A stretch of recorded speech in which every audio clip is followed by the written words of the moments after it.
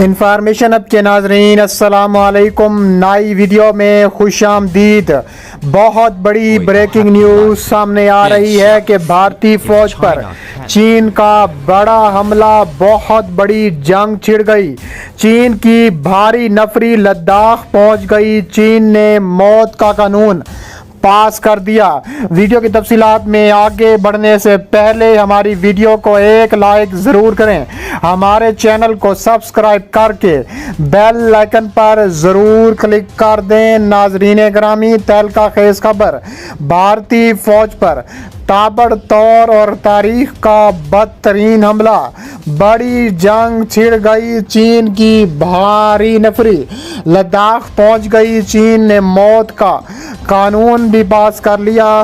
تفصیلات کے مطابق انڈیا کے مقامی ذرائع ابلاغ کی رپورٹس کے مطابق چین اور انڈیا کی متنازع سرحد پر دونوں ممالک کے فوجیوں کے درمیان دوبارہ ایک جھڑپ ہوئی ہے، جس میں دونوں اطراف کے فوجی زخمی بھی ہوئے ہیں۔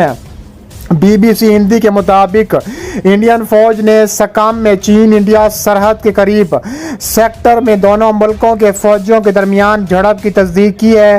ایک بیان میں انڈین فوج نے کہا ہے کہ انڈیا اور چین کی فوج کے بیچ شمالی سکم میں ایک معمولی جھڑپ ہوئی تھی اور اصولوں کے مطابق یہ معاملہ مقامی کمانڈروں نے سلجھا لیا ہے۔ انڈین آرمی نے میڈیا کو کہا ہے کہ وہ اس حوالے سے حقائق کو توڑ مروڑ کر پیش کرنے سے گریز کریں۔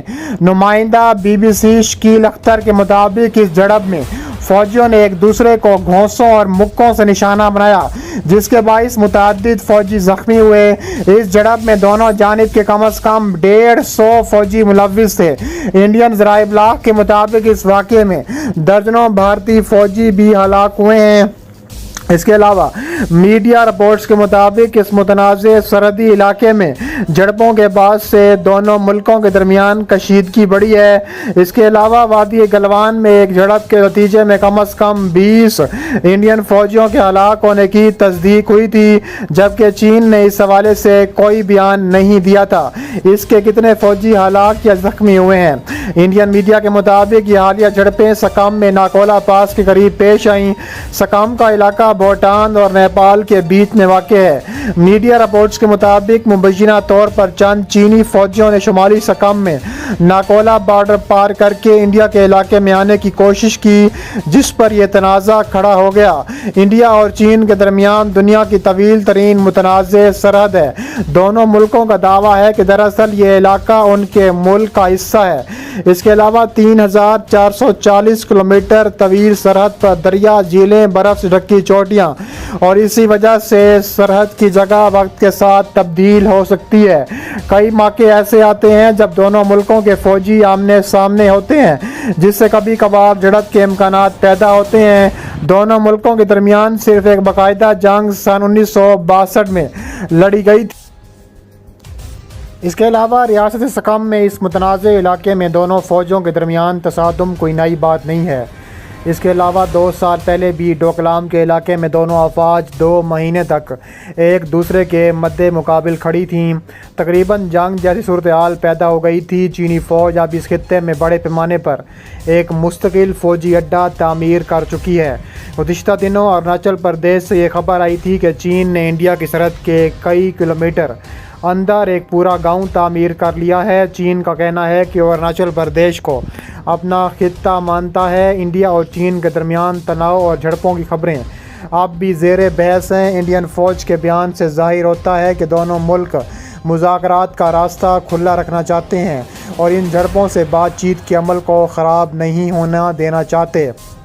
تاحال دونوں ملکوں کے درمیان کئی بار فوجی سطح پر رابطے اور بات چیت ہوئی ہے، لیکن ان سے تعلقات میں کوئی بڑی بہتری نہیں آ سکی۔ انڈیا اور چین کے درمیان اس متنازع سرحد پر اب بھی کئی مقامات پر آمنے سامنے ہوتے ہیں، جس سے جھڑپوں کے امکانات بڑھ جاتے ہیں۔ انڈیا کی سرکاری خبر رساں agency press trust of India کے مطابق ذرائع نے بتایا ہے کہ لائن آف ایکچوئل کنٹرول میں چین کی سرحد پر واقع مولڈو سرحدی پوائنٹ پر منعقد ہوا ہے۔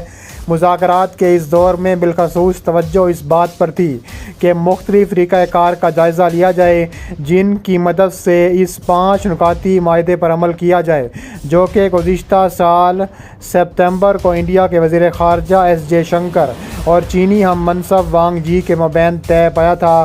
ماسکو میں کیے گئے اس معاہدے میں دونوں ممالک کے درمیان یہ طے پا گیا تھا کہ دونوں افواج کو ہدایات دی جائیں گی کہ وہ ایسے کسی بھی قدم سے دور رہیں جس کی وجہ سے کوئی جھڑپ شروع ہو اور تنازع دوبارہ کھڑا ہو جائے، اور سرحد کے انتظامی امور کے قواعد و پروٹوکول کا پورا لحاظ کیا جائے۔ انڈیا مسلسل اس بات پر زور دیتا آیا ہے کہ ان مذاکرات میں چین پر ذمہ داری ہے کہ وہ اختلاف کو بڑھنے نہ دے۔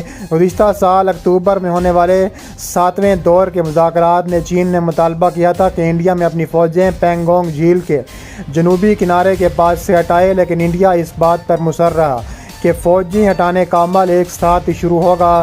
لداخ کے پاس انتہائی بلندی پر دونوں ملکوں نے کم از کم 50,000 فوجی تعینات کر رکھے ہیں، جہاں پر اکثر اوقات درجہ حرارت 0 سینٹی گریڈ سے کم ہوتا ہے۔ متواتر ملاقاتوں کے باوجود ابھی تک انڈیا اور چین کسی متفقہ فیصلے پر نہیں پہنچ سکے۔ ماہرین کا خیال ہے کہ چین ایسی کوئی کارروائی نہیں کرے گا جو انڈیا کو حیران کر سکے، لیکن پگھلتی برف کے ساتھ کارروائیاں بڑھنے کا خدشہ ضرور ہے۔ خبر رساں ادارے رائٹرز کے مطابق دریائے گلوان کے اوپر بنائے جانے والی تعمیرات پچھلے ماہ نظر نہیں آ رہی تھیں۔ چین اور انڈیا نے اس بارے میں کوئی تبصرہ نہیں کیا۔ چین اور بھارت کی فوجوں کے مابین 15 جون کو متنازع علاقے لداخ کی وادی گلوان میں جھڑپیں ہوئی تھیں۔ ان جھڑپوں کے بعد دونوں ملکوں نے کشیدگی کو کم کرنے کی کوششیں کی ہیں۔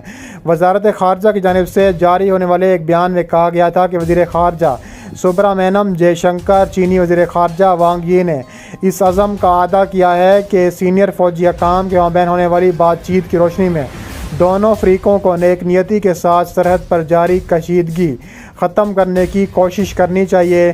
انڈیا کے ایک سینئر ترین دفاعی تجزیہ نگار اجے شکلا نے ایک ٹویٹ پیغام میں کہا ہے کہ گلوان ویلی میں ایک بہت بڑا چینی فوجی کیمپ نظر آ رہا ہے جو line of actual control per India کی طرف سے 1.5 کلومیٹر اندر قائم کیا گیا ہے۔ انڈین ذرائع ابلاغ نے فوجی ذرائع کے حوالے سے خبر دی ہے کہ علاقے میں چین کی جانب سے فوجی استعداد میں اضافہ، انڈیا اور چینی فوج کے اعلیٰ فوجی افسران کے مابین ہونے والی بات چیت اور 15 جون کی جھڑپ کے درمیان کیا گیا۔